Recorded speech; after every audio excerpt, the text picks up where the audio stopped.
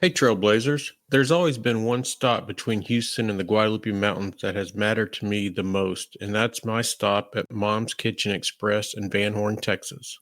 Over the years, I've told our hiking community about this little gym out in West Texas and to swing by when they're heading to the Guads for a wonderful meal.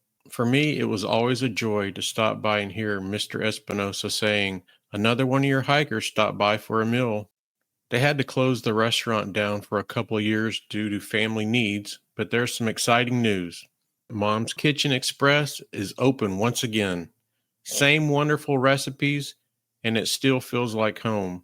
It still carries the legacy of the man who loved this land as much as we do. So if you're heading out to the Guadalupe Mountains or just passing through Van Horn, make sure you stop by for a meal and to tell them hi from the Trailblazing Texas podcast community. Mr. Espinosa, you were missed. Now on with the episode.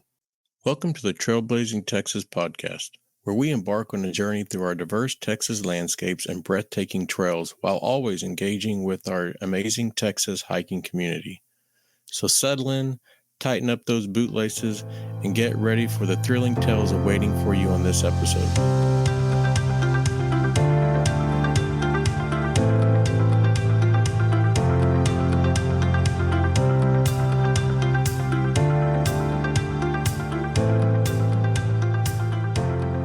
Welcome to the Trailblazing Texas podcast. I'm your host, Jason, and today is a very special day, a very special episode. We have the second family member coming on the podcast. River, welcome to the podcast. Hello. It's so awesome to be here. And in such a beautiful way, this is really making me feel connected to home in a way I didn't expect. I've been out of the state for only a few months, but I'm feeling a bit homesick.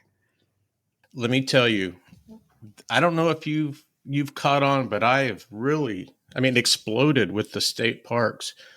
And it amazes me, government canyons, and there were a couple of others that have these passions to protect these watersheds or these aquifers. And so, hey, I'm getting you some contacts. So you ever want to come back, I got some names for you. Oh, wow. Thank you. Yeah, absolutely. And before we really dive into this, I'm excited. You're part of the family. You know, I've talked to my kids and they're like, "Oh, we don't want to do that," because, they hike and back with me. So I greatly appreciate it. To the listeners, you may be going, "Okay, we got Montana, we got family members. What does this have to do with hiking and backpacking?" River has a passion for water conservation, and we are going to dive into what we can do as hikers and backpackers to protect natural environments, how we can conserve water.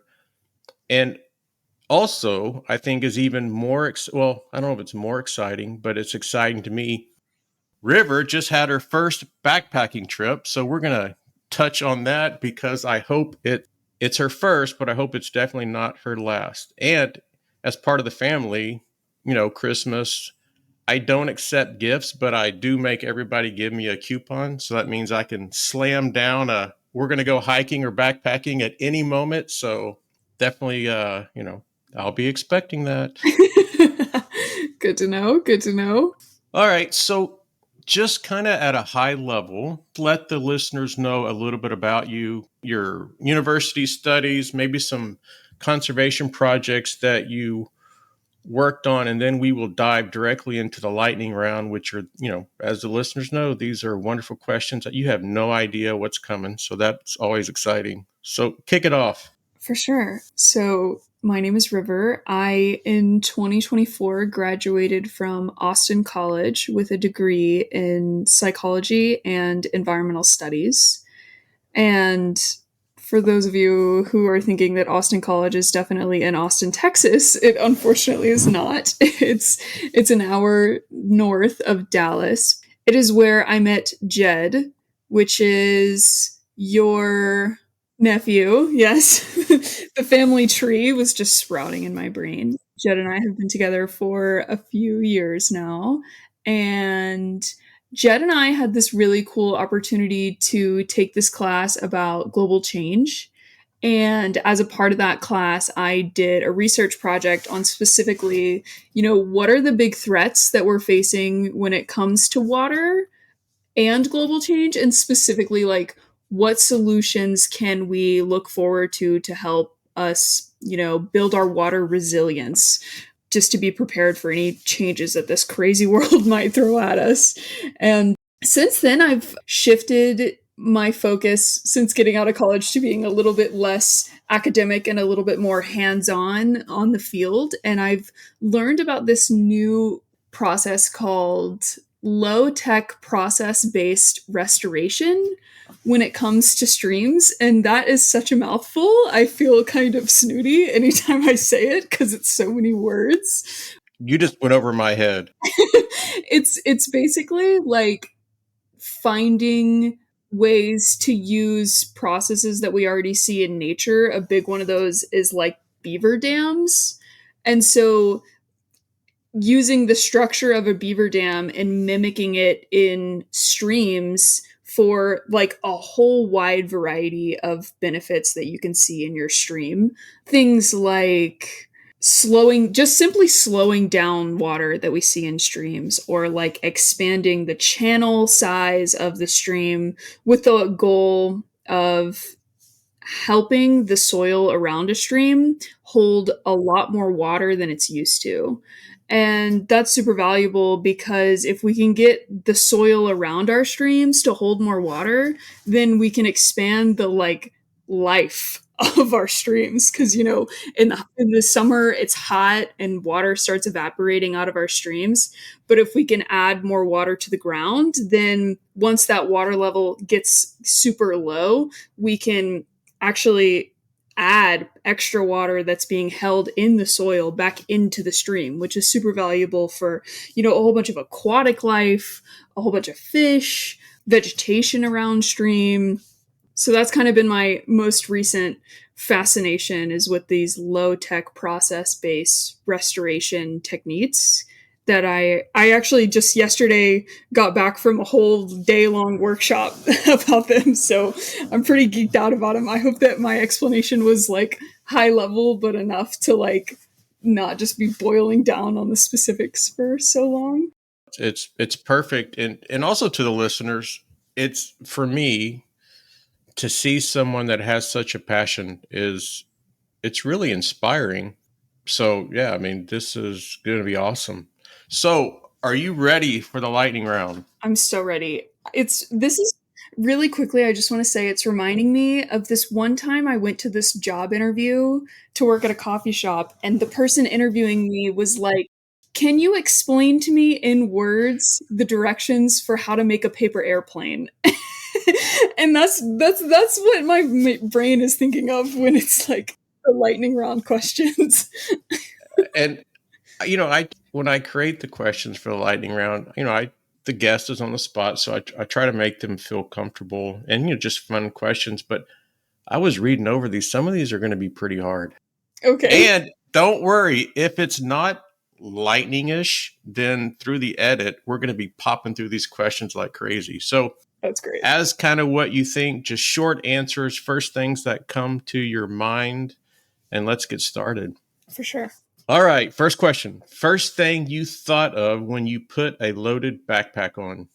This is really heavy and this is really uncomfortable, and I'm scared for what's about to happen. All right, I love it. One piece of gear that you packed that you found out to be more helpful than you expected. Electrolyte mixes. All right. Favorite trail snack? White cheese, white cheddar cheese. White cheddar cheese. All right. Least glamorous moment on trail? Figuring out how to use a pit toilet. I love it. Hey, yeah, it takes a special talent for sure. One thing that made you feel like a real backpacker? Hmm. Drinking, like refilling my water with water that I had just collected from a stream that we like filtered through a big bag. Yeah. Not to get off the lightning round topic, but that is a tradition for me when I go to the Guads is Smith Springs. It's a mile hike. I go up there and I drink the water, because you're out in the desert and there's a natural spring and that comes from the mountain. It's the way I say it connects me with the park. So, Oh, I bet that's so connecting. your next dream national park that you would like to backpack in. Hmm. I would really like to go to the Everglades. What do you love most about my nephew Jed?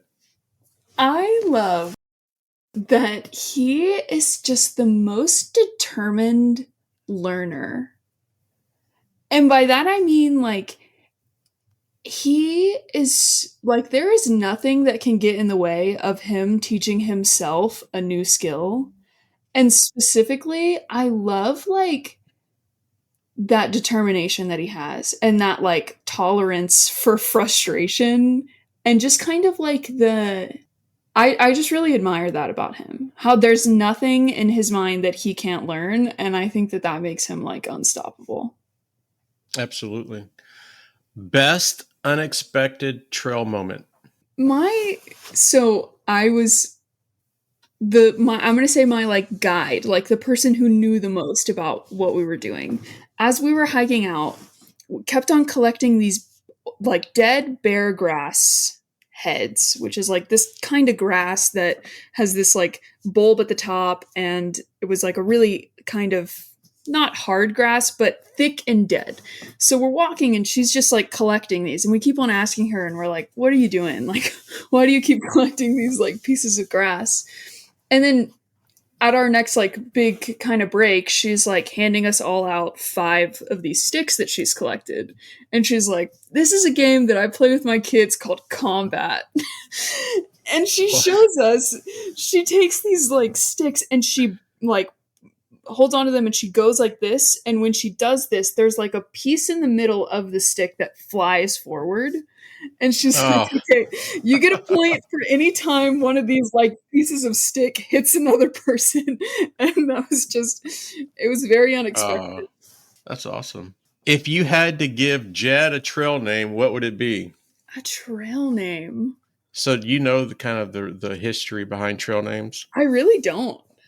So, usually through hikers will it's usually you don't give yourself a trail name. It's through hikers through a funny story or a habit or a memorable event. Your hiking buddies will give you a trail name and you can accept it or you don't have to accept it. Also, there's some people talk, sometimes through hiking and the areas aren't as safe. So maybe there's a safety aspect that my trail name is 5 liter because Hmm. I don't care if it's a an overnight or a 3 day trip. I'm always packing 5 liters because I think, oh, okay, I try to get it down to the gram and I always run out of water. So it's 5 liter. But, yeah, so there's a whole tradition and culture with trail names. So what would Jed's be? Hmm. I don't know the word yet, but I think the essence would have to be something about how slow he hikes or we hike and how maybe like distracted he gets by like wanting to climb things or just rocks in general. Oh, okay. Yeah. So it would maybe turtle, squirrel. Maybe something like this, yes. All right. So what's worse, seeing someone litter next to a spring or Hmm. someone bathing in it? Litter. Is there I'm guessing I would guess I was assuming that there was no soap involved in the spring. Yes. Let's pretend no soap, just someone. Just washing off. I'd say litter. All right. Biggest water myth you would love to debunk or bust? Hmm. I think mine is you often hear that we're never going to run out of water. It's an endless resource. I was actually thinking about something very similar. This kind of idea that like yes, like water is circular, meaning that like it's not we're not losing it and gaining it in the broader sense, but when you actually look at how much water on this earth is available for human consumption, I think it's like in the 0.002%, because a lot of our water is salty, and the water that isn't salty, it's like the largest reservoir of fresh water is frozen, or it's locked up in some kind of way that we can't really access. So even though it is true that like it's a circular process, we're not losing or gaining water, the amount of water that we have that's like easily accessible to consume is what is really the main concern here. Because, if you have a bunch of your fresh water fall into the salty ocean, technically, yes, we can go through a lot of work to get that salt water consumable again. But when you think about the energy demands, the technology demands, the like requirement to add minerals back into water after it's been like processed through reverse osmosis or those kind of things. It's like, I guess that's kind of a big myth that I'd state, is that, like, yeah, technically we do have a lot of water on this planet. Like, our planet is mostly water. But when we're talking about water conservation, we're really talking about availability of, like, consumable water. And more than just consumption, too, because it's like plants can't have a certain kind of salinity either, so it's like, and you also don't want to bathe in salt water. It's like consumption, but also just like the the way that we depend on water to have our lives flourish requires that water to be fresh as well. Yeah, I like that. What is the best date that Jed has taken you on? Jed took me to this. Well, okay, I'm getting. I want to say two things for this. You are welcome to say as many things as you would like. Jed took me to ABBA in Austin as a date, and that was really sweet. And I have a lot of very lovely memories from that date. So my first answer is that one. But the answer that also came to mind that is in alignment with this podcast is that Jed actually took me on my first ever like camping trip. Or no, hold on. He took me on my first ever camping slash hiking trip to Big Bend. Because when I was younger, I'd go camping with my family, but we didn't really do much hiking.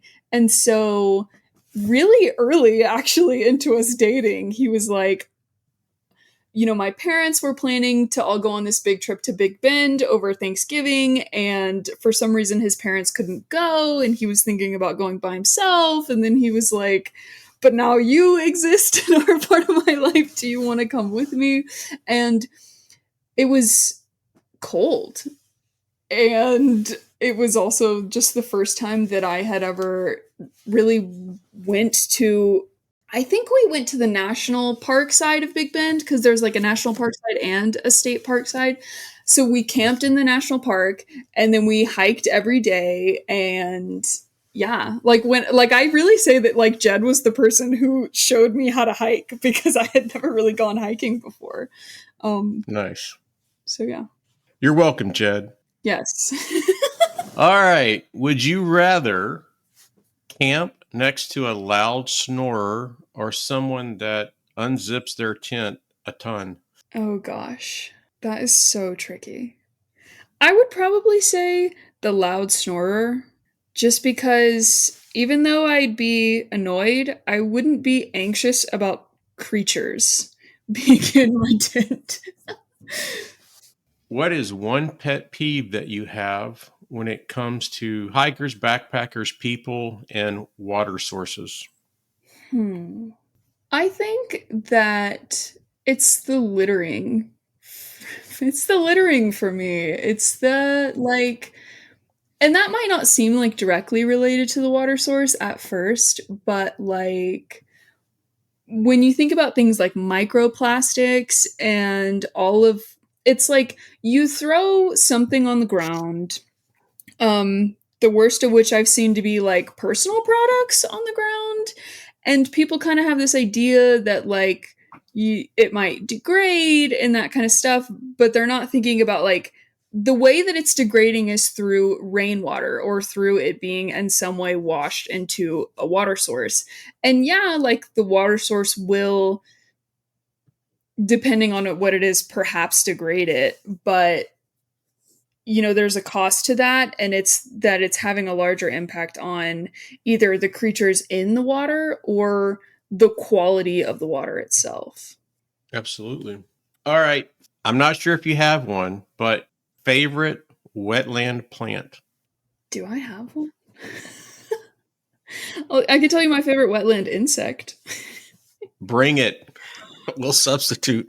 Dragonflies for sure. Yep. I have like a whole trunk of facts about dragonflies. Nice. Nice. Nice. Most underrated water saving habit hikers should adopt? Hmm. Is it specific to hiking? No, no, no. Let's Okay. we can open it up. I feel like when we're talking about water conservation, something that people always love to just like throw in everyone's face is like, take a shorter shower and that kind of thing. I don't like to be rushed, especially when I'm like, you know, Yep. so I think a better tip that I like to tell people is instead of rushing yourself to take a shorter shower, just simply turn the water off when you're not needing to actually do the washing. Like when Yeah. you're putting shampoo in your hair, like you don't need to have the water running while you're doing the lathering. So I think that's my underrated tip. Is just turn it off while you're lathering.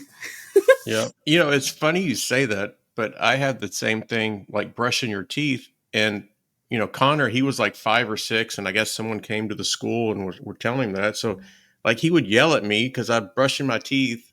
And he's like, turn off the water while, you're brushing and stuff. But no, it makes a lot of sense. Yeah. All right. Finish this sentence. I knew I loved water when. When I I did I took a cultural psychology class, and a part of my class was to do an ethnography on a group. And I chose to do my ethnography on surf culture.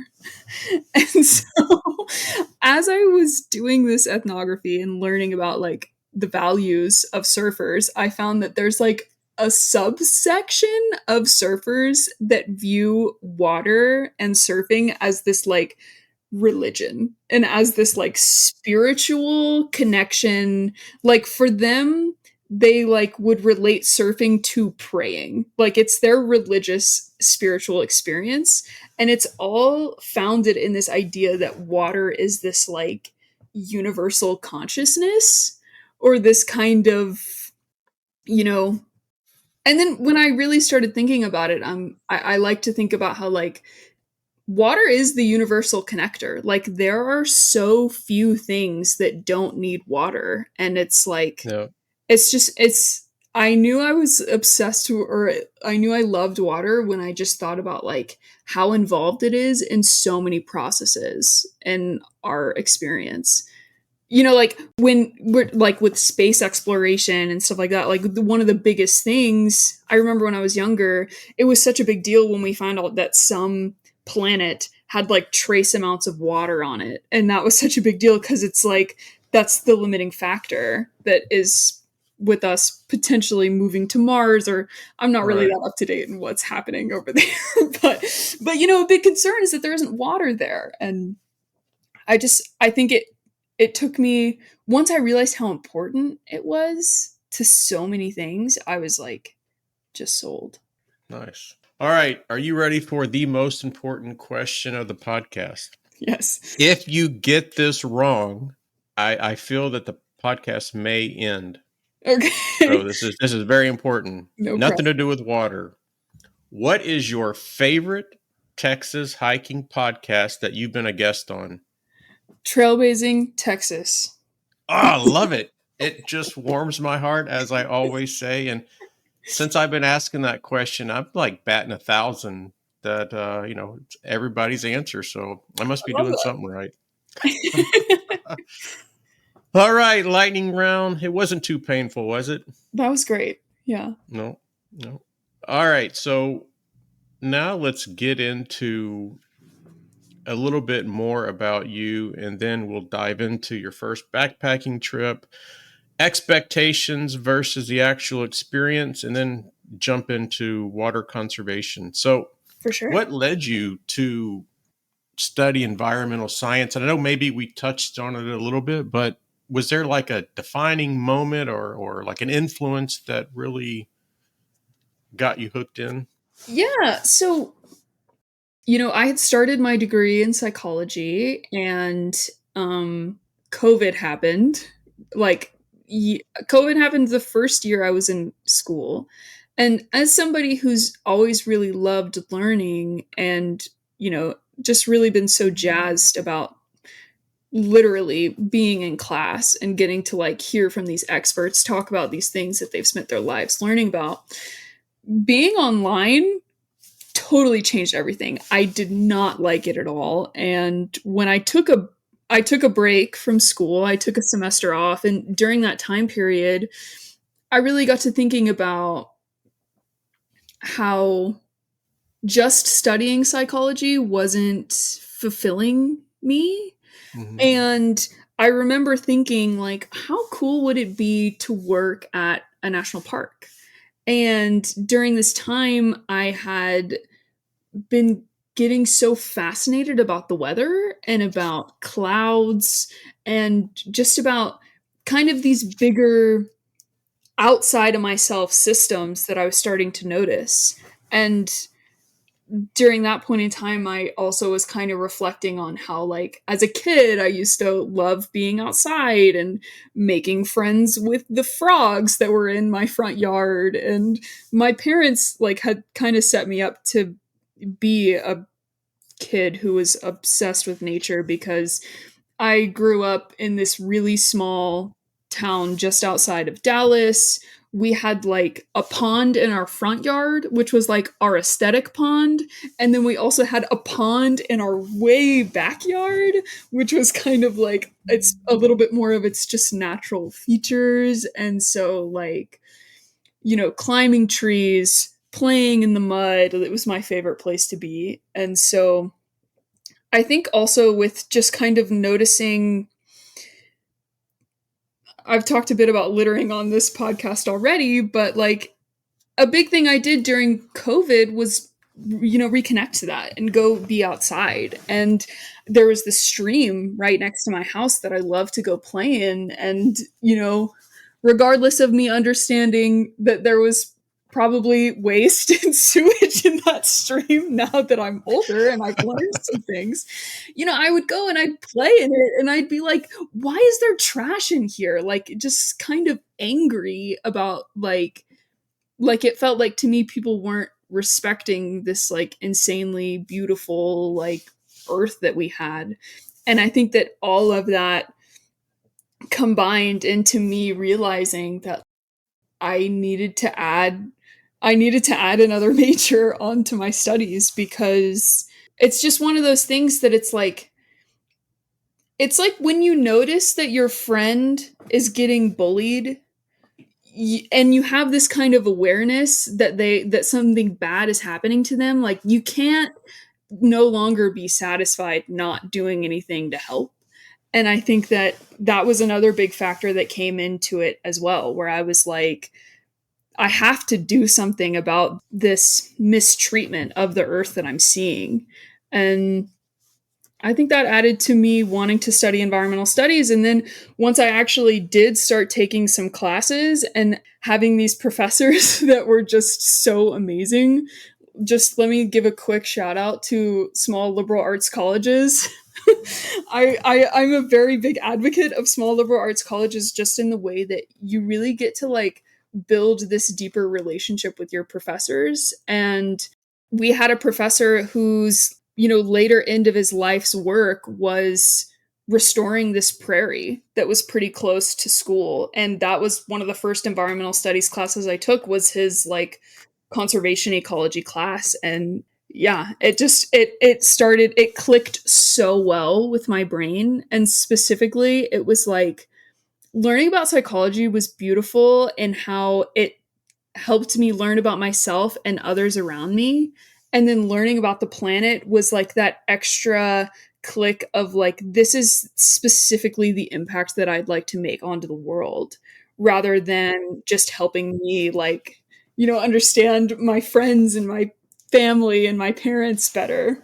It's funny you say about the littering stuff, man. Like, so the longest trail in Texas, the Lone Star Hiking Trail, both endpoints are about an hour from my house, 50 minutes. And the amount of trash that I pick up when I go hiking on that trail, it sickens me. Mm-hmm. One time I have an Outback, and I think at trailhead 14, and I had no trailhead 9. I had more trash. It was, I had to lower my back seats because it was too much for just the hatchback part of the Outback. And then, also like my heaven on earth is Guadalupe Mountains. I'll say that to the day I die. And to see the orange pills and, people throwing things, oh, it's gonna, decompose. No, it's not. Not in that soil. It's not. Mm-hmm. Just carry it out. So yeah, I'm not a fighter, but when I see that, I'm like, oh. Real, yeah. So can you highlight some of the, like you were talking about the restoration of the prairie, some of the projects that you've been involved with, over your, since you graduated, and kind of some of the cool things that you've done or been a part of? Yeah, so I got to be involved with the Texas Master, or the, what is it? I think it's, oh my gosh, my professors would be laughing to hear me forget this. I think it's the Blackland Prairie section of the Master Naturalists. And there is this trail over by the Trinity River called the Ned and Jeannie Fritz Texas Buckeye Trail. And so Texas buckeye is a native plant to that area, and it's been totally overgrown, that whole trail, by invasive privet. So, one of the first, like, kind of actually hands on environmental work that I got to do was just going out with this crew of master naturalists and, like, trying to remove as much of that privet off this trail as I could. And I think that later they ended up getting some goats, interestingly, to like come in and eat all of the privet that they could find in that area, as just like a method to clear out the space. And since then, I've gotten to do just various different like planting. Like I got to plant some native plants at these various different spots where they're trying to restore the area, and just give the native plants some extra loving care and give the invasive plants some extra hate is what I'll say. Um, so those are kind of like the ones that aren't the stream restoration focused ones, but I do have spent the most amount of time working on stream restoration. And for that, I've gotten to work on many different aspects of it. So, like I mentioned, the Beaver Dam analog construction is like just has ignited a light in me that I like knew was there, but to actually feel it has been really beautiful, because it allows me to get my waders on and to be like knee deep in a stream, and like to have this mallet that we use to hammer these wooden stakes into the actual like stream bank. And we hammer these stakes into the stream bank, and then we take these harvested willows and we weave the willows through this kind of like multiple pillars of wood, and then we weave Like the a willows basket? through those. Yes, exactly like a basket. And we're just we're building a short dam similar to how a beaver would construct. And the value of that, like I mentioned a little earlier, is that it slows down the water, it raises the water table, it raises the rate of infiltration of that water into the ground around it. It provides a safer like habitat for beaver to actually come in and reestablish, and also it can provide a safer habitat for fish to spawn. And there's just, it's kind of cool because there's a lot of different ways that you can construct these natural process based restoration structures. Some of them are these beaver dam analogs with the wood. Others of them utilize bricks. Some utilize rocks.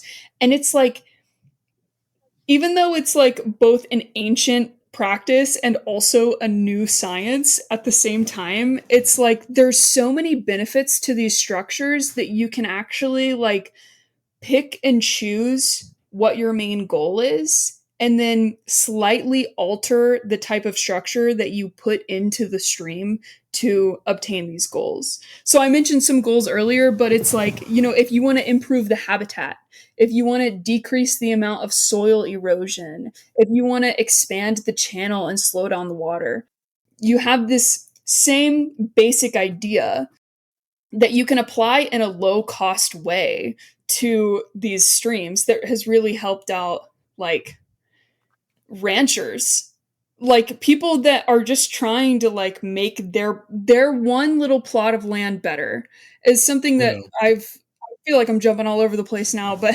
something that's been really cool about being in Montana and learning about, you know, the culture here is that there is this really strong, you know, rancher and farmer culture here, and it's just been so cool to see how these like, you know, these landowners are so welcoming to like me, who's an out of stater, who's just trying to like Yeah. help the planet as I can. And they're so like, not to say that they aren't without reservations, but they're trusting and they're like, listen, we know that this is something that you guys are passionate about, and we are going to work with you to like allow you to come into our land and build these random structures that we don't really know about. And it's been really Yeah. cool to like hear some like eyewitness, like hear from the landowners themselves, to be like, you know, I was really skeptical of this at first, but being a year or 2 years into you guys, you know, coming onto our property and building these small dams, like every single one of them is like, you know, I agree that these are doing what we want them to. Like we're seeing more fish come back. We're seeing more plants go around it. And it's like, it's just been really cool to kind of feel that bridge between like, you know, these youthful conservation environmental like individuals with these, you know, open-minded ranchers, and everyone just like coming together and building this community because we all do have the same goal, like, Yeah. or at least, you know, if we agree on 80% of things and disagree on 20% of things, like let's focus on the 80% that we agree on, is one something that one of my mentors shared to me. And yeah, it's just been really sweet to like, beyond that ranch ethic culture, to see how much in Montana the advocacy for water spreads. Because like I had never really heard that much about water conservation when I lived in Texas, other than like, oh, we're having a drought, so let's not run our sprinklers as much. You know, like that was the extent to which Yeah. I heard. And maybe that's just because I wasn't in the right circles or because I didn't have my eyes primed to see it. But being here in Montana, it's like you see protect our water Montana stickers on so many cars here. And like there's just so many organizations around here that are like, hey, you can send your water samples to us and we will test the quality of your wells. Or like this whole bigger like statewide database that they have of just like these are the stream stats that we have for this particular area. It's just been really nice to be in a place where like everyone cares about water here. And yeah. So this is an interesting question based on kind of like the last part of your answer is how has your perspective on the environment and water conservation changed since you've actually got your hands on projects and not just classroom?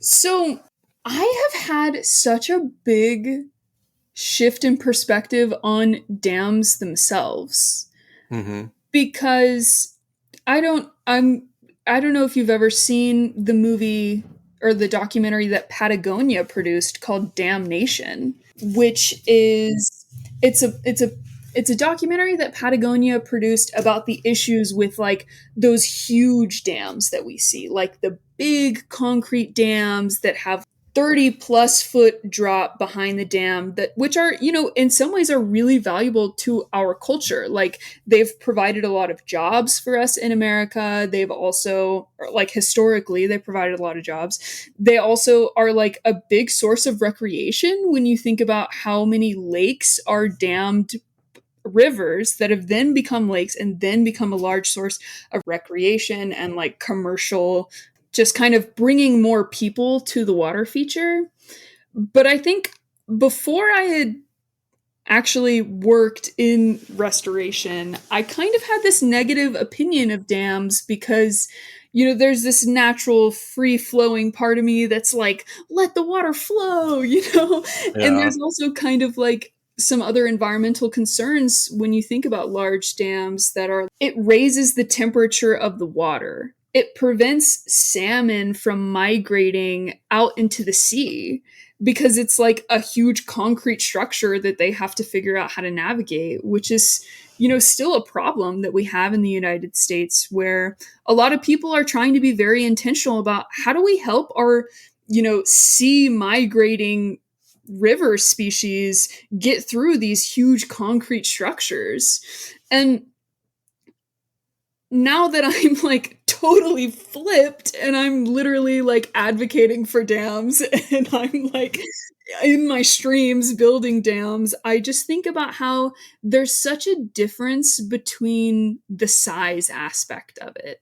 So, whereas building these huge concrete dams have their own pros and cons, there are a lot of benefits that come from building these short, like not permanent structures that are damming the water and slowing it down, but not at such a huge scale that you get all of those additional issues, that you're severely impacting creatures' ability to get through the structures, and those sort of things.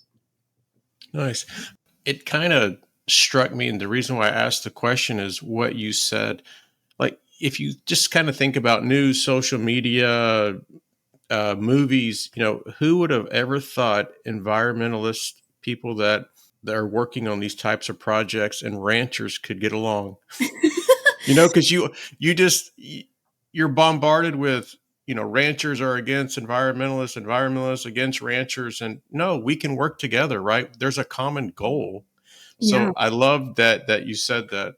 um it's awesome. So yeah, yeah, so probably when you were taking your classes, you wanted to, I hate ranchers. And then now when you actually y'all meet each other and realize that probably more than 80% y'all have in common, and yeah, you're striving for the same things, that absolutely wonderful things happen. So yeah.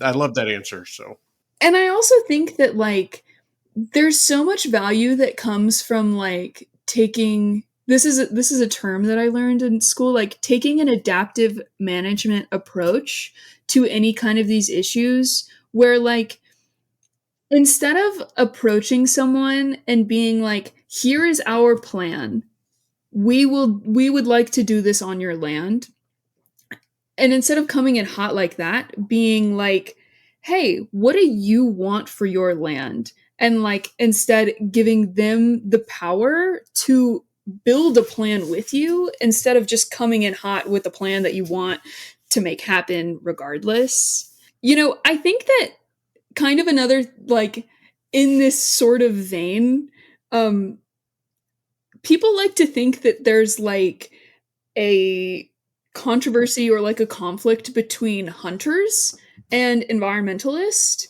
whereas when you look at some really, like, famous environmentalists like Aldo Leopold, you find that people who are hunters actually end up being some of the biggest conservationists because, like, Yes. they are so intimately involved with the nature, and they love it. And it's like, whether or not we're talking about, like I mentioned, that 20% of, like, killing a creature is so distracting from this bigger, we all have this system that we want to protect and that we want to continue to keep experiencing and living alongside of. And so yeah, it's been really beautiful to, like, actually get to, like, shake hands and have conversations and have burgers with with these landowners and these hunters and these ranchers, and to be an environmentalist who's, like, welcomed and encouraged to be at the table as well has been very sweet. And also, if you just think about it, and I'm not getting into anything political, just logically, a hunter, how many animals does he take out of the environment? One or two a year. Mhm. When you start looking at farming and corn production, I mean, how many animals do they kill? Ground squirrels, Yeah. all the other stuff that live in the ground, shrews and whatever they're destroying. So, no, Yeah. I agree with you that absolutely hunters are, and they fund a lot of this stuff, right? The license that they buy facilitates projects, protection. And, it's really interesting having all these state parks that are coming on the podcast, and to really see how much they care about protecting these environments for us, and also managing the use, right? Because Mhm. you want to protect these watersheds or these aquifers, but also you want to show the visitors how beautiful these things are. Or look, wow, this is in Texas, and managing that. So it's been really, really interesting for me to hear their thoughts and kind of how they're doing it. So it's pretty cool. Most definitely. All right, let's jump into your first backpacking trip. Yes. Okay, so where was it? My first backpacking trip was in the North Fork of Glacier National Park. Ay, ay, ay. That's the prettiest place, I think, in the United States. It was very gorgeous. And we hiked from we so there's a little kind of pocket of the park that is lower courts, middle courts, and upper courts, and all of those words are the names of lakes. So I actually got to go with a common loon scientist. If you're unfamiliar with loons, they are a type of diving bird who are frequently paired. So I got to go with this scientist to go with our, like, kind of bigger goal. My personal goal was, like, just go on my first backpacking trip, but I got to attend with the scientist whose bigger goal was to go and conduct surveys on all three of these lakes to observe if they could spot loons on the lakes, and if they did, what kind of behaviors were the loons exhibiting, and also if we could find nests for these loons, because we were kind of in a very perfect, maybe, I forget what they call it, but, like, we were looking to see if there were any new loons soon to be birthed onto the scene by trying to find nests and eggs on the shore of these lakes. Well, so as it was leading up to your backpacking trip, how were you feeling about it? I was, like, excited to challenge myself, but also as somebody who, like, doesn't really know where my limit is at all at this point in time. Like, I'm like, I don't know if 7 miles is a lot or, like, gonna be okay. And so I think there was kind of this, like, anxiety of, I don't want to embarrass myself by not being physically able to, like, keep up with the group of people that I was with. Yeah. Yep. I think don't worry about mileage, worry about elevation gain. Yes.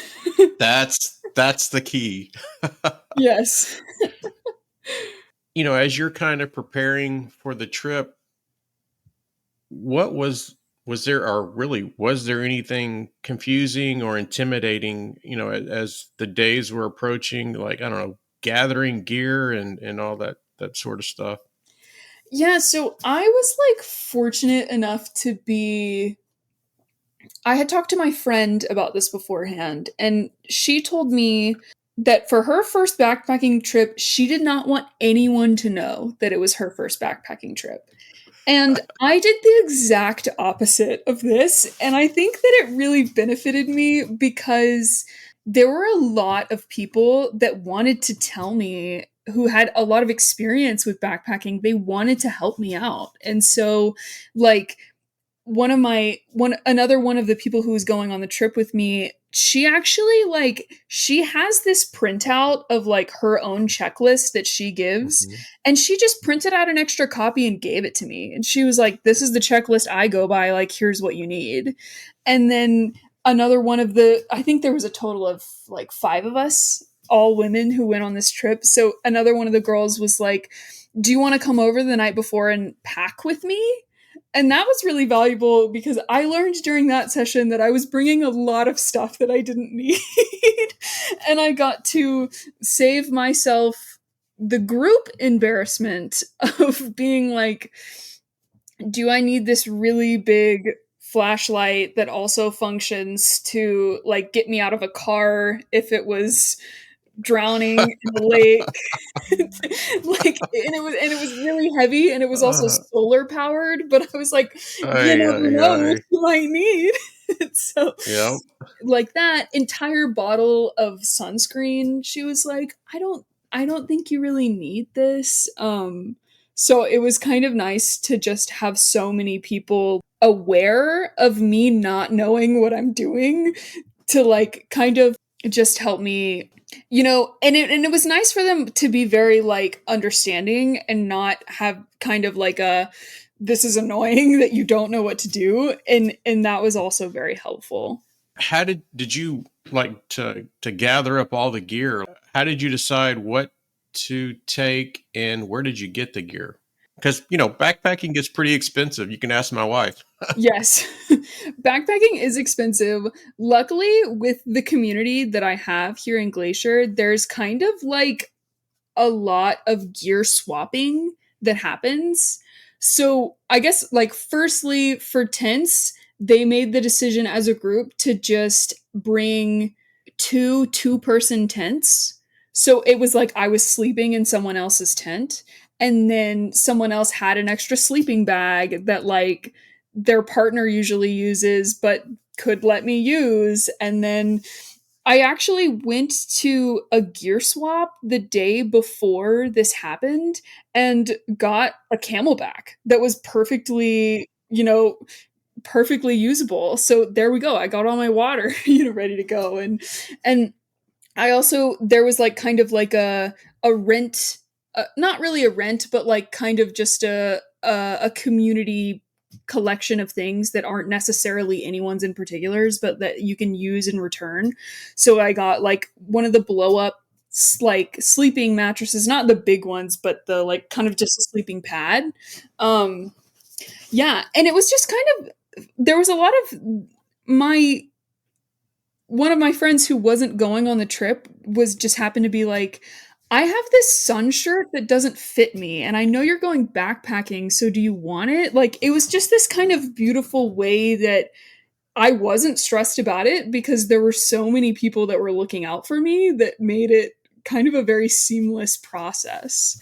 And I was very grateful about the serendipitous camelback that I found, which I use a lot now. Yep. If you kind of step back and just look at the whole experience, is there anything about the process that surprised you about yourself? Hmm.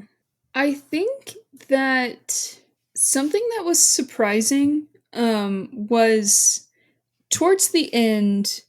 I think I was expecting myself to be a little bit more negative in my head than I actually was, which is kind of beautiful. Like I was kind of expecting myself to be a little bit like, this is so hard and this is so uncomfortable and I don't really want to do this anymore. I expected myself to have more of those thoughts than I actually did. But I noticed that, on the last leg of the trip, like we had we had hiked in, we had slept, we're now on our way back, we're almost to the car, but there's still kind of like an hour or two left before we're really going to get there. I noticed that my thoughts were getting a lot more negative and that I also really needed to pee. And then I was like, hold on, even though this is awkward, I just need everybody to stop so I can go pee. And then once Yep. I did, I was like, oh, this is so much more enjoyable now that I've gone to the bathroom. And I think that that was kind of a surprising. It reminded me of like someone had told me before the trip that if the hike starts to get hard, maybe you just need to eat something. And it was like the reverse of that, where like if I'm starting to feel really negative in my brain, like maybe is there a need or like a function that just needs to be met? So that was pretty interesting to like just observe in my own head happen. It's funny. I go through that all the time. So, this last trip, we're doing or attempting to do a 114-mile Guadalupe Ridge Trail. And it's my friend Todd. It's his version of it. So it's Mhm. probably double what the Guadalupe Ridge Trail is, just if you just did that. And yeah, I mean, you're out there. It's in the upper 80s. There's no shade. The sun's cooking you. I'm drinking out of cattle tanks. I'm camping where there's cow feces all over the place because we were dead. Like we had to stop. It's night. It's can't see. We're dead tired. And I'm just thinking, what am I doing? I could be at home with Lori, just relaxing, having a glass of wine, and I'm out here doing this stuff. So, yeah, it's funny that you say that, and don't worry because we all hikers and backpackers, we question our decisions, Yeah. halfway through the trip. But for one thing, is never quit on a bad day. Mm. Always take a break, get some rest, and then hit it again the next day. So, Yeah. And I something that I've just been enjoying reminding myself of, like, even I definitely was reminding myself of this when I was hiking and backpacking, but even just when I'm working out or doing literally anything that's uncomfortable, is that I kind of treat that like initial that part of you that's like, I don't want to do this anymore. And whenever I hear that voice in my head, it's kind of nerdy, but I will recite this to myself. I say, "Oh, that is the first ingredient in the recipe for being proud of myself later. And the second ingredient is willpower." And yep, so it just kind of like treating that feeling of I don't want to do this anymore as like a exciting thing of like, what's the word, delayed gratification of like, this is really hard right now, but I know that when I get home tonight I'm gonna feel so elated by like, just like, yeah, my body did that, like I expanded my comfort zone today, and that kind of thought. Yeah. is exactly what you just said. And whenever you told me that you were doing this, I got excited for you because it was outside of your comfort zone. And you could have easily said no. And look at the experience that you missed out on, or you would have missed out on if you would have just said no. But so for me, it excited me that you were like, hell yeah, let's do this. Yeah. Nice. Did you have any like through the trip? How many nights were you out? It was just one night, Okay. and we stayed at where we stayed. Let me remember. We stayed at Upper Creek, or no, Upper Courts, which is the biggest lake of those three, and we were pretty much right on the shore of this lake. Wow. I'll show you pictures later. Absolutely. So, was there ever on your trip a I can't believe I'm doing this moment? Most definitely. I think that the first one was just when I had gotten to the campgrounds and we had started making dinner, and one of the girls who came with us, we had all like separated it out to have each of us bring our own thing to make burritos. And this person comes and she's like, I have brought the ingredients to make homemade tortillas. What? And I was like, what a time to make homemade tortillas. Like, she had brought a bag of like pre-mixed flour, baking powder, Oh, and salt, and then had also, but like, it worked so well. And I was like, one, I did not know how easy it was to make homemade tortillas. Two, this meal is now delicious, or it would have been delicious, but it was so delicious and it felt extra special because we had these homemade tortillas. And I'm just sitting on the side of this lake enjoying this amazing burrito. And I was just in awe that it was all happening. And we had each of us, the girls who I was with, had said that they really liked um, hiking with candy because it's not like when you're just eating candy at home on the couch, it feels like you've actually earned it. So we just had like a pile of candy yep. leftovers in the middle of us, and we're eating these beautiful tacos or burritos and looking at this post sunset slowly dimming lake with these beautiful mountains in front of us. And yeah, I was just kind of, this is such a special and unique experience that I'm having right now. And I think another notable time that I was feeling that is on the hike out, it started like, I'm going to say acting like it was going to thunderstorm. It didn't really thunderstorm, but it started, the tall trees that we were around were swaying a lot, and it started like Oh, to yeah. get these little like drips. And that kind of energy, it's kind of hard to really explain, but this like anticipation of something big happening. And like, I think when it gets really windy, sometimes it gets really windy and it sucks and you're really uncomfortable. But other times, I think the wind that comes from like a storm that's maybe going to pass through, it really makes me feel like I'm touching outside in a way. No. Like it's on me, it's around me. I can feel it through my clothes and my hair. And I just remember feeling kind of, how special is this moment right now? Yeah.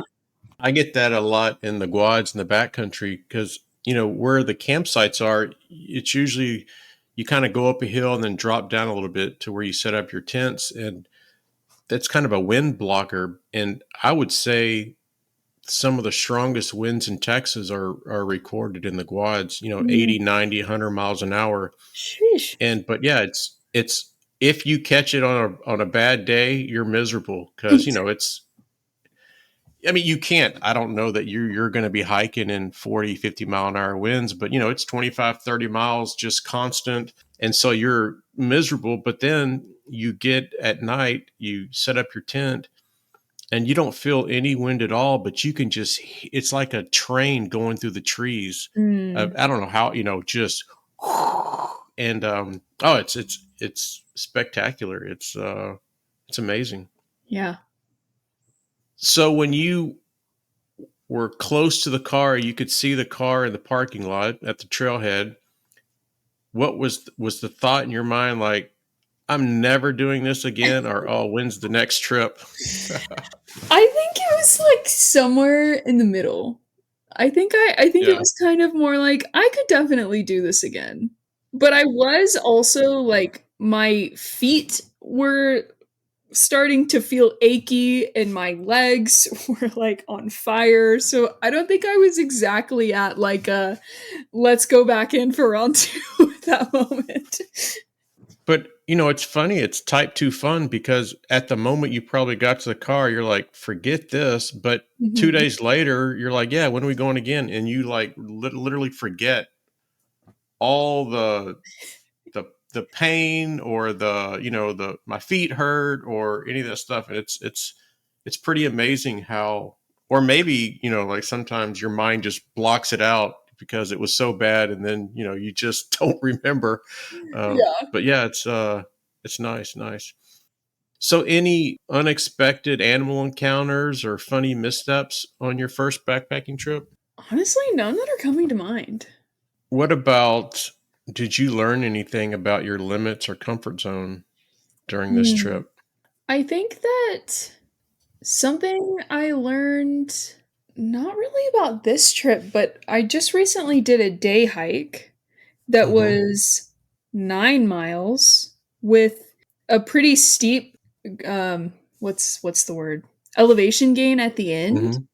Yeah. And or like I guess it was like we went up and then we came back down the same way. So like at the end of which really ended up being the middle. And I think after doing that one and doing 9 miles and then at the end of the 9 miles being like I'm not done, like I'm not dying, like I could still do more. That was a really cool, I'm going to say like ego building moment because something about being in this community where a lot of people hike a lot and do a lot of backpacking, it's intimidating for someone to be like, "Hey, do you want to go do this like 13-mile hike with me?" And I'm like, "I don't know if I do." Really. So I think it was just it was nice to just kind of get that sense of like now that I've done a 9-mile hike, I would be like, "Sure, I could do a 13-mile hike." And you mentioned earlier it's not about the miles, it's about the elevation gain. So another thing that I learned is that investing in hiking poles is worth it, especially when you have a sensitive knee. I think for this first backpacking trip, the one that I've been chatting for the majority of this trip about, I did kind of have some struggles about like needing to go downhill very slowly to not like spike up my knee pain and then just awkwardly being like really far behind my group. And then for this second hike that I went on, I actually did have poles that time and I was like, "Oh, I get it. These are worth it. I should definitely go get some for my own." If you think about a trekking pole, you're kind of pushing with your arms and it helps push you forward. Even if it's just a little bit of help, you add that over a 13-mile day, and that's a lot, Yeah. that you're taking off, your knees or helping propel you. So, yeah, I mean, I love trekking poles, but all my tents are trekking pole tents. But I mean, even if they were not, I would still use trekking poles. Yeah. So I love this question. Step back, look back. What would you tell pre backpacking River before she stepped on the trail? What advice would you give her? I would tell her to bring more Cheez Its. Snacks? I would tell her to bring more Cheez Its. And yeah, I think I would say, like,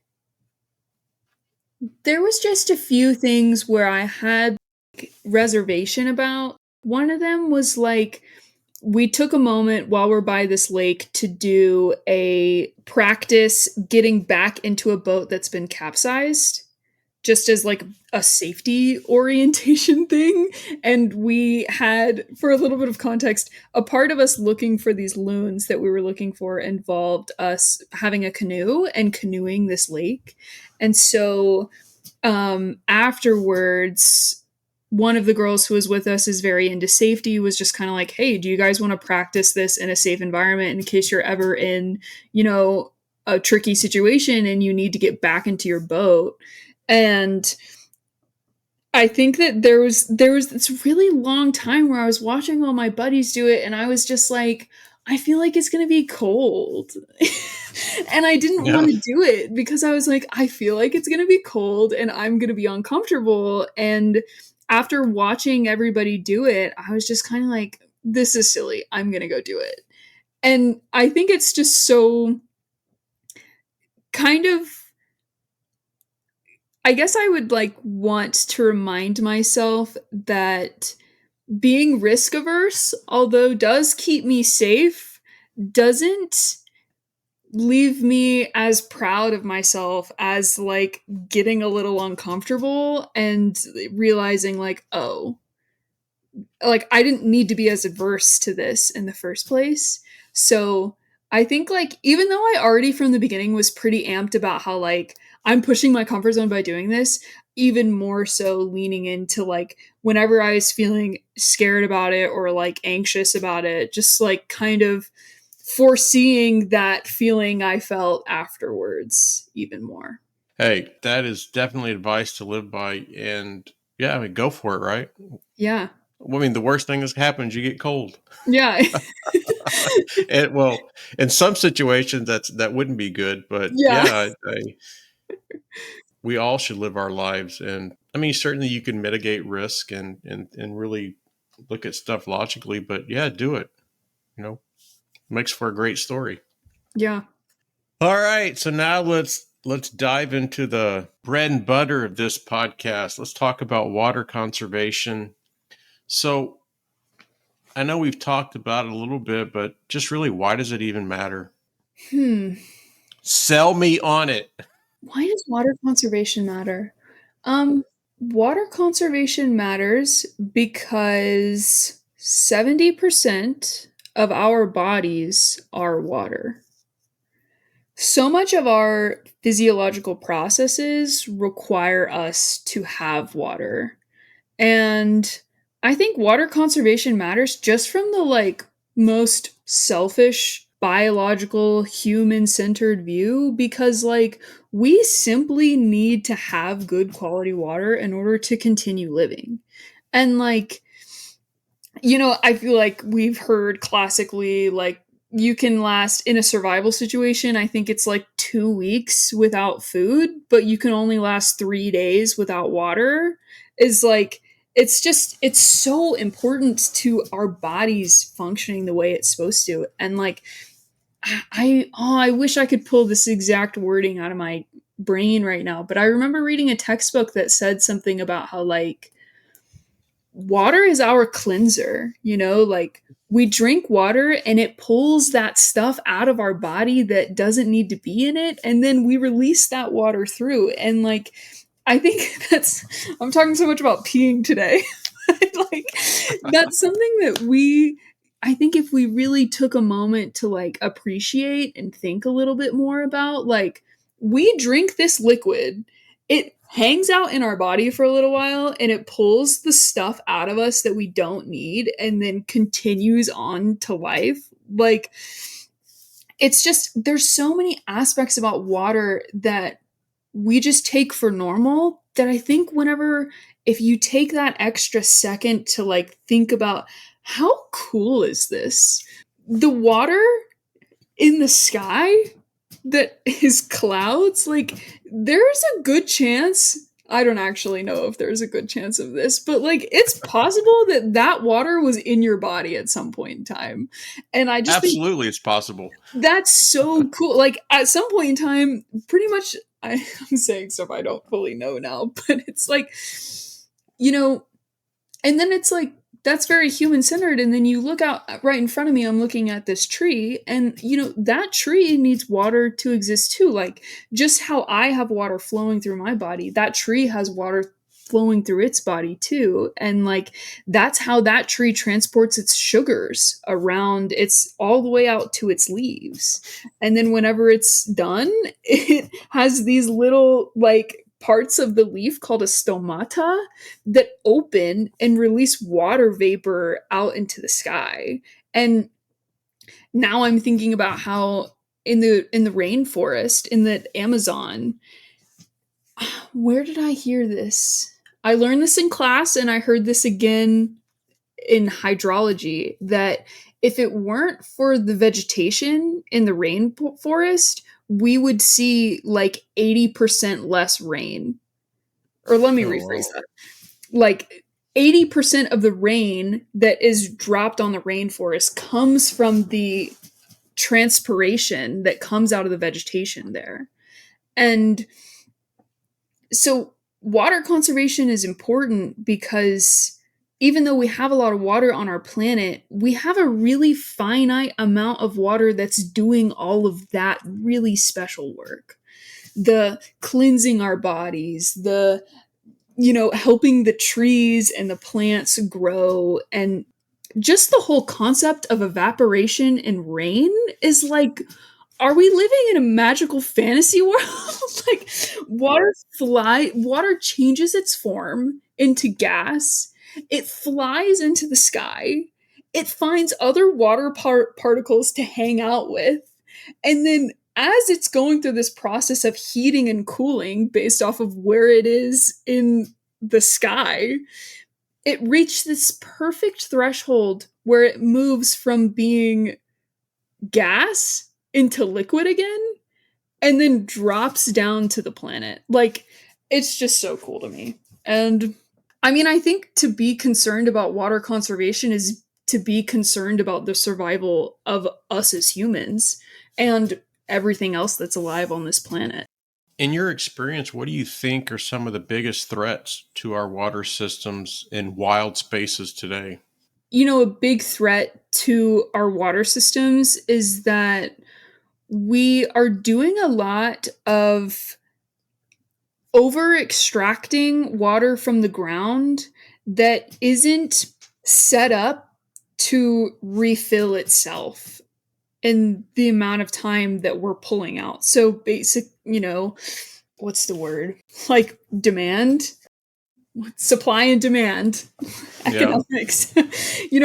I feel like we're taking more water from the ground and we are also creating a system where water isn't as easily soaked back into that ground. So it's like you think about concrete, even. We have so much more concrete than we used to. And, concrete is important. We need to be able to drive but at the same time, I think that's a lot of the reason why we flood like we do these days. most definitely. Well, and so, I feel like, people are quick to say that, the biggest problem that the earth is facing is climate change or global change. And I think that in doing so, you give disservice to all of the other massive problems that the earth is facing. Like, a big one that we talk about is land use, land cover change, which is exactly what we're talking about right now. It's that, like, we're not using the land in the same ways that we used to, and we're changing what's on top of it. There's concrete now where there used to be plants. There's monoculture crops, which is just, that's a big word to say, the same crop instead of a diversity of plants on land. Or like, we have a lot of like places where there's just nothing because of the changes, because the water table has dropped. We don't have that lush green, plantage and vegetation that's getting to flourish. And instead, we're seeing, more desert, less water, like, what's the word? Less water needing, my Yeah. scientific word, plants. And, that has bigger changes. Like, one of the things that we've seen with the California wildfires is that since the native plants that used to be in California that are fire resistant or fire prone or might even be reliant on fire for some very valuable aspects of its, I'm not a plant biologist, so I don't know all the words for that, but there are some plants that they rely on fire to start their next like batch of plants. But when we Absolutely. change the makeup of what's happening on that land and we have more invasive plants come in, fires become a lot more intense because they're not used to having fire be like a known and valuable part of that community. And they don't have the same fire properties as other native plants from that area would happen. And now I've definitely changed topics. But like, even with fire, like, something that's really valuable about living in Montana that I've learned is that it's been a wet summer. Like, we've had a lot more water up here than we usually do, and I don't really know, I can't speak to what the typical patterns are here because I just got here, but I can listen to what the people who have been here are saying.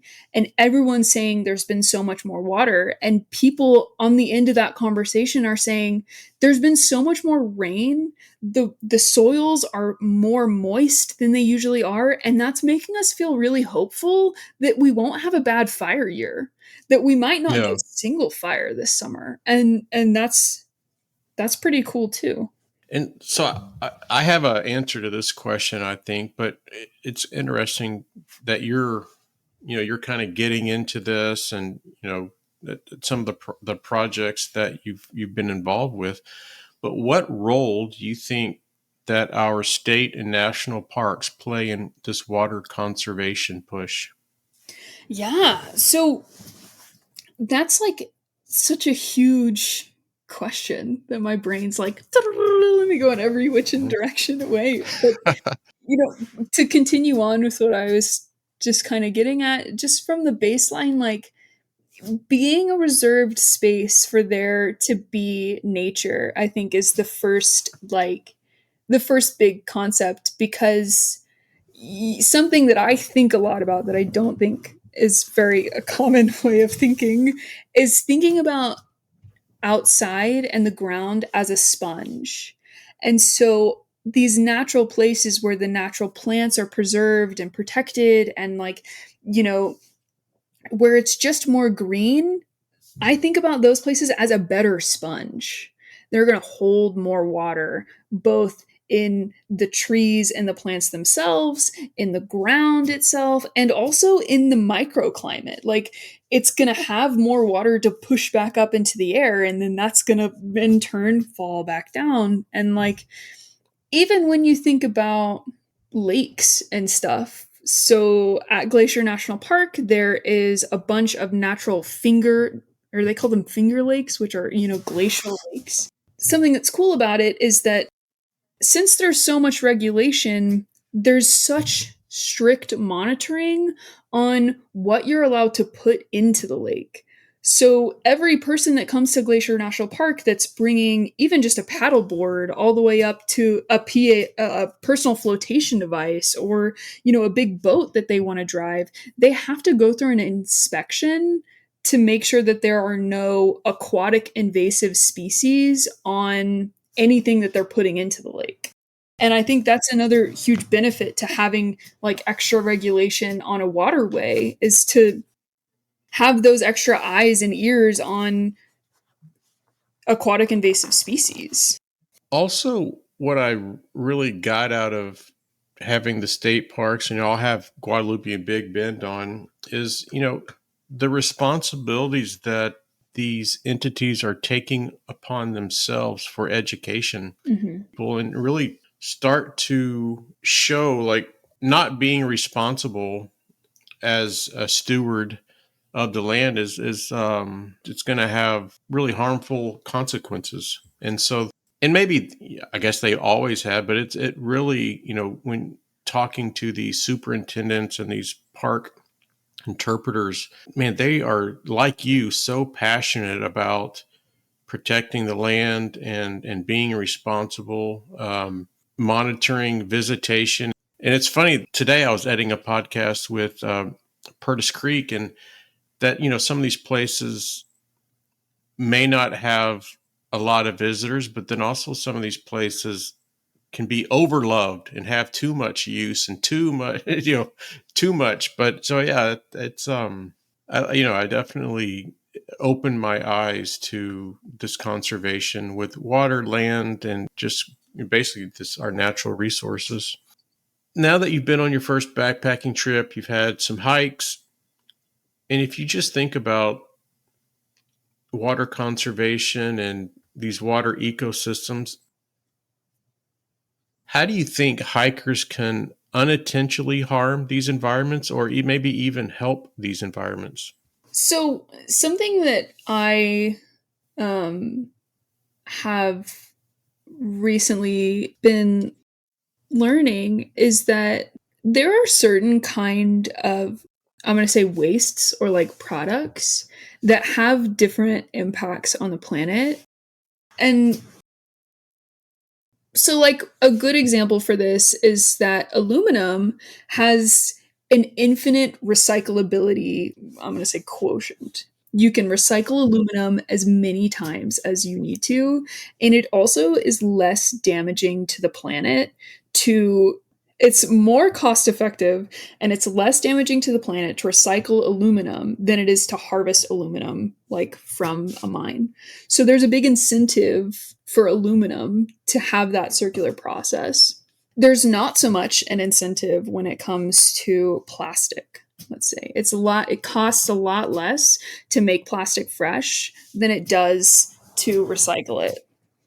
So I think just kind of in that way, like I would say if it's such a small choice, but like if there's an option for you to pick something that's in an aluminum can versus a plastic bottle, and you're gonna intentionally recycle both of those options, it makes more sense for you to pick the aluminum can. And on kind of a darker side of that, styrofoam is like a huge problem, especially when it gets mixed up into waterways, because the way styrofoam is formed is it's formed in these tiny little BBs that are all smushed together. And when that gets loose in a waterway, and the water has the ability to break the styrofoam up, it breaks it down into those singular BBs. And not only is that problematic just from a general like pollution perspective, since it's so small, there's wildlife that confuses that for food. And then they eat the Mm. singular styrofoam pellets. So you have this negative impact on wildlife. And it's also extremely hard to clean up. So I think just kind of beyond just the general please don't litter, which I mean, I'm hopeful that people who have, the spirit to go hike and enjoy the natural world are already an ethic, leave no trace that they've taken to heart. I think it's also valuable to be thoughtful about like saying just be no waste isn't really realistic in our lifestyle, especially when you're hiking, because it's like you need to be able to preserve, your food, or like it's so valuable to have a plastic bag to put it in for these various reasons. But kind of being very intentional about like the systems and the processes that you rely on, like, I would like to have a plastic bag to put my Cheez-Its in. Thinking about that whole process that you have, is there any minor way that you can just make one choice about how you're going about that entire process to be just a little bit more sustainable or just a little bit Yeah. more kinder to the environment? And that's what I'd say from a hiking perspective. But for my nature loving people, I just want to encourage everyone to build their knowledge about invasive versus native species, because one, it's super valuable to just take an extra moment to like brush off your clothes or brush off your shoes before you leave the campground, before you leave the trail like end, just to make sure that you're keeping any seeds that might have like gotten onto your body off your body before you leave. And it might not seem like intuitively like that's directly related to water, but when you think about plants that are native to an area, they have these root structures that are so deep. Like sometimes what we find with native plants is that their root structures are just so deep into the ground compared to invasive plants that are just on the surface of the ground. And that has huge implications for that water storage capacity that I was talking about. And so another thing that I would recommend is like if you're someone who's bringing nature back to your house, like and you want to plant something in your garden, you want to plant a beautiful plant in your front or backyard, let's just take that extra time to find a beautiful native plant instead of kind of an exotic, gorgeous other plant, because not only will a native plant have larger environmental benefits, it also will probably save you money to have a native plant because you won't have to care for it as much. It's used to the climate there. Yeah. It's equipped with whatever systems it needs to thrive in that area, which other plants, whether or not it's necessarily invasive or just a non-native plant, I think that there are many benefits to having native plants in your yards. And yeah, you can also have that extra water saving and more infiltration capacity that adds on to it. Yeah, and I read somewhere, this was years ago, that having native plants, like the animals, the insects, they already know how to make use of that. And it's something that may not, if it's a non-native, could they possibly eat it and die because they didn't know? Or there's just, yeah, they know how to interact with these plants. And I wish nurseries were not allowed to sell non-native plants, that you could only, you get what you get and you don't throw a fit. Yeah, I kind of feel the same way too. And it's you're right on the nose about how other plants or how other creatures and other animals like also benefit from you having native plants too. I forget what it is, but there's some book about like you can have such a huge impact on your local area's bee and pollination capacity just by planting native plants in your yard because you provide, I think what they would call it is it's a retrofugia or a refuge. It's a place where these native plants or these native creatures can say, "Oh, this is something I'm used to. This is a safe place for me to be." And then who doesn't want a creature in their yard? You know, who doesn't want more butterflies and bees flying around their yard? I mean, maybe some people don't want bees. I had 8 beehives in my backyard about 7-8 months ago. Oh, So wow. I was a beekeeper for Wow. 5 or 6 years, and we're in the process of selling this house and moving. But yeah, I'll get bees again in the new house. It's the most expensive hobby, way more expensive than backpacking and hiking, but it's awesome. It's awesome. And you get some great honey from that. That's right. Oh, and to the listeners and to yourself, if you want to get into beekeeping for the honey, don't do it. Like, it is so complicated beekeeping. Every time you open the hive, there's problems, there's issues. Mhm. So do it because you love the challenge and you love keeping bees, but definitely if you're doing it for the honey, you're going to lose a lot of money. So, what are some of your top leave no trace practices that people? I mean, maybe that's dear to you that Mhm. could be overlooked by people, or what's really important for you. Hmm.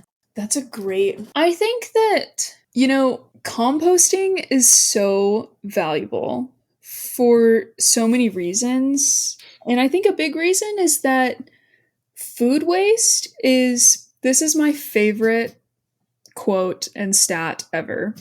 If food waste was its own country, it would be the third or fourth highest emitting country in like the list of Yeah. who's polluting the most. If we take all of the food waste and look at how many emissions is coming out of food waste, it would be fourth or fifth in that, sorry, third or fourth in that ranking list. And that's Wow. because when food degrades in a landfill, it releases harmful gases into the planet. I don't remember if it's carbon or methane, but it releases harmful chemicals into the planet. And something that we can do, first of all, is, we can try to be a little bit more intentional about eating all of the food that we get. But if we can find a way to compost those leftover bits or the parts that we just didn't get to in time, you create this rich resource that gets to be put back into our plants, back into our planet. And at the same time, you reduce the impact you personally have on the planet by finding another way for that, like, waste to become gold and also not add extra gases, harmful gases into the planet.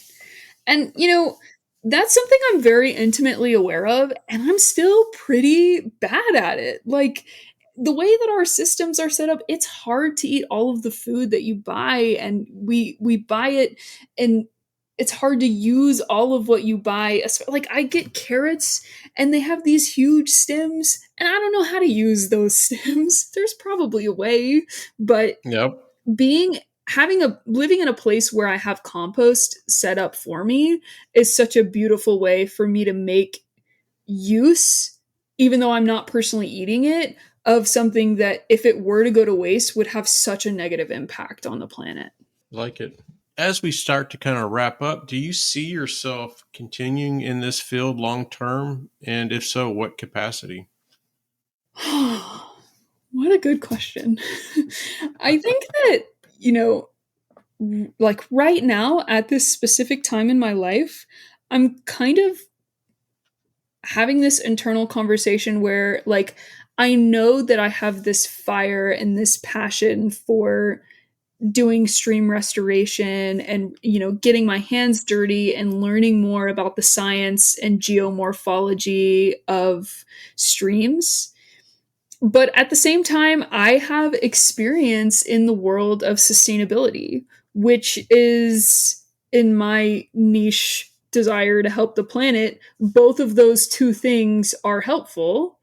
And it's kind of this toss up where I'm like, I do feel a little bit more passionate about the water stuff, but doing the sustainability stuff in some ways feels like it has a bigger impact. It's more widely received, it's more applicable in places like, and egocentrically, there are probably going to be more jobs for somebody who's focused on sustainability than someone who's focused on stream restoration. So I think that there's definitely, no matter what I do, I am hoping to make the planet better. And also, sometimes that really just means making my impact less. Because there's this interesting situation where, all of us people who study environmental studies, who are involved in environmental fields, we have to contend with the fact that, like, I am so intimately aware of how bad it is to fly on a plane, but I miss my partner and I really want to see him. And so Yeah. it's just kind of this like, I say like I want to make the planet a better place, but for right now, it's like I'm trying my best with the jobs that I have, but I'm also just trying really hard to make my impact on the planet less. And Yeah. so I think no matter what I'm doing, whether I do a 180 and go back to psychology, maybe that might happen, but I definitely will always be constantly thinking of how am I impacting the planet and how can I reduce that impact? Well, where you're at, I'm sure you're not too far away from the Continental Divide Trail. You could hike down, tell Jed you'll see him in about 6 months, and Yeah. when you get into New Mexico, just cut across. Mm. Quick and easy. Sounds like a Yep. great plan. Hey, but what an experience. Yeah, that's for sure. With your recent trail experience, does has it reinforced any of your values about conservation? Mm. I think most definitely. I think that in some ways it's like being able to see this beautiful environment is like it really inspires that it's kind of like the consideration of the seventh generation. Like I want to not be of the last people who get to see this.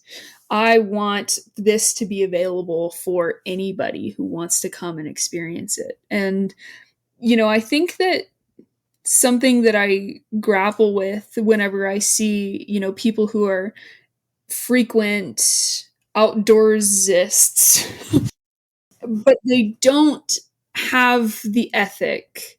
They don't have the leave no trace ethic. It kind of muffles my brain a little bit because I just have so much hope that the more that we get people out to these spaces and see these beautiful places, like my brain is like, that would equal people developing this deep passion and this deep care for wanting to protect this place. And I guess I can't like kill my hopes on a few bad apples, because at the end of the day I do think that it is really valuable to get people out to these spaces to see, like, this is what we're fighting for, like we want to be able to have these places around, and we need to be able to have these places around. So yeah. Nice. That was exactly what I was thinking whenever I was asking you the question, that they are absolutely worth fighting for. Hmm. All right. So, if you could speak directly to every hiker, park visitor, what would you ask them to think about differently?